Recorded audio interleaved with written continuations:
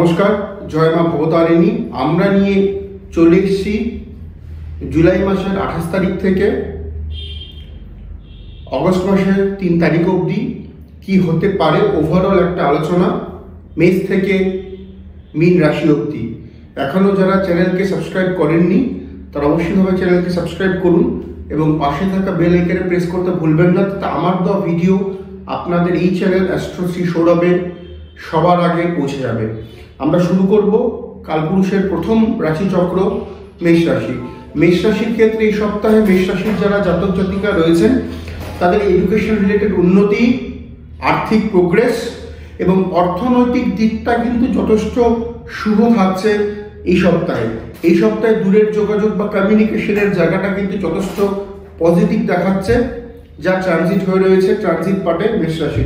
তবে মাথায় রাখতে হবে খরচ বৃদ্ধি কিন্তু হতে চলছে বা এক্সট্রা খরচ করবার প্রবণতা কিন্তু লক্ষ্য করা যাচ্ছে মেষ রাশির অ্যাসপেক্টে। এবার আমরা দেখে নিব বৃষ রাশি।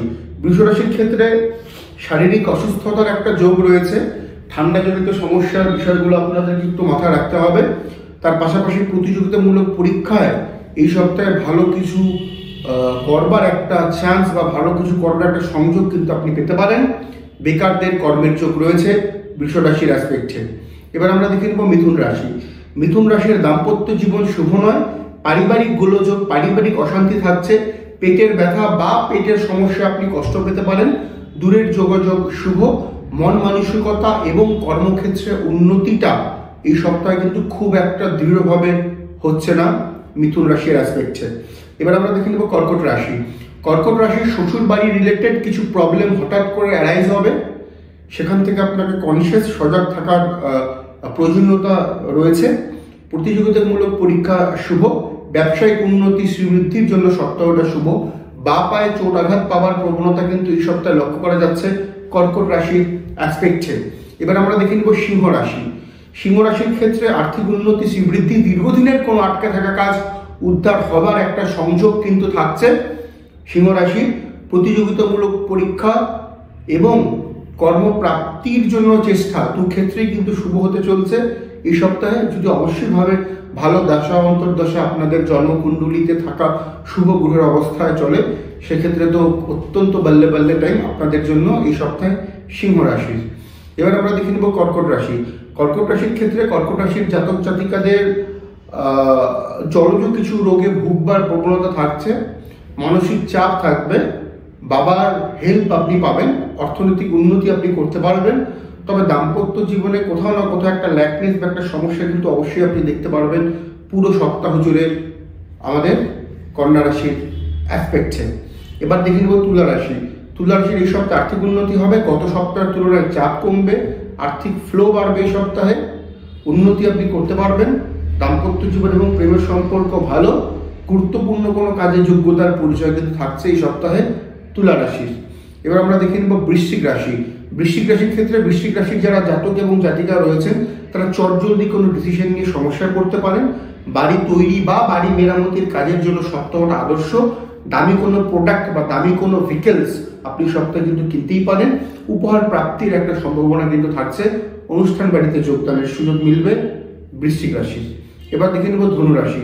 ধনুরাশির ফটকা শেয়ারে উন্নতি, অর্থলাভ, তবে খরচ বৃদ্ধি। আপনি প্রতারিত হতে পারেন আপনার নিকট ফ্রেন্ডস বা নিকট আত্মীয়দের পরামর্শে বা তাদের জন্য, সেই বিষয়ে একটু সতর্কতা অবলম্বন করে চলুন। অর্থনৈতিক দিকটা কিন্তু এই সপ্তাহে আপনাকে বুঝে শুনে চলতে হবে ধনুরাশির। ধনুরাশির ক্ষেত্রে এই সপ্তাহে কিন্তু প্রাপ্তিযোগ থাকছে। এবার আমরা দেখে নেব মকর রাশি।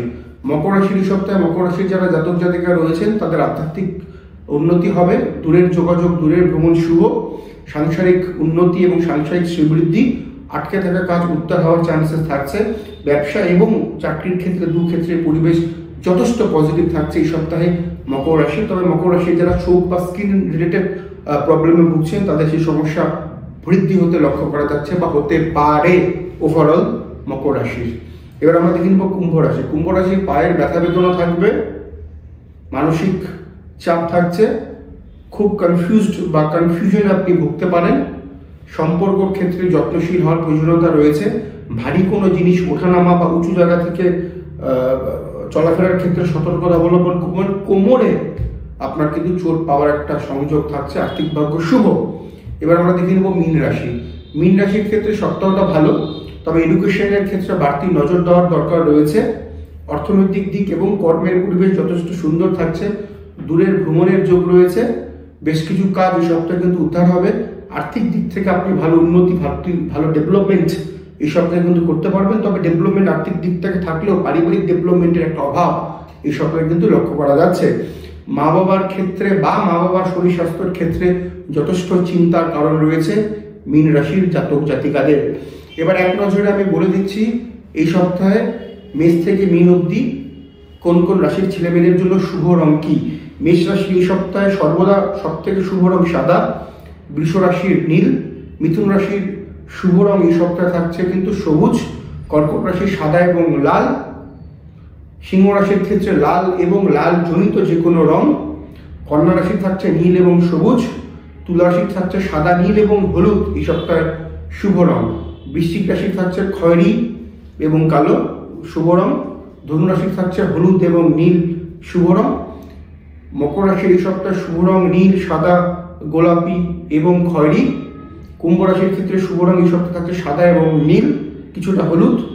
আমাদের মীন রাশির এই সপ্তাহে শুভ রং কিন্তু থাকছে হলুদ, সাদা, গোলাপি এবং সবুজ শুভ রং মীন রাশির ক্ষেত্রে এই সপ্তাহে। যদি ভিডিওটা ভালো লাগে লাইক, শেয়ার এবং সাবস্ক্রাইব, কমেন্ট করুন কি কি বিষয় আপনারা জানতে চাইছেন। প্রত্যেকে ভালো থাকুন, সুন্দর থাকুন। নমস্কার।